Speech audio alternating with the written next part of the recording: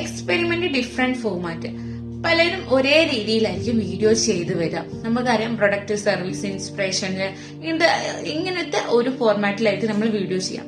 അപ്പൊ നമ്മൾ കാണാറുണ്ട് എന്റർടൈൻമെന്റ് വീഡിയോസിലൊക്കെ day in my life, tutorial videos എന്നൊക്കെ പറഞ്ഞിട്ട് അവരുടെ പേഴ്സണൽ ലൈഫിലത്തെ വീഡിയോസുകൾ ചെറിയ രീതിയിൽ ഇടാറുണ്ട്.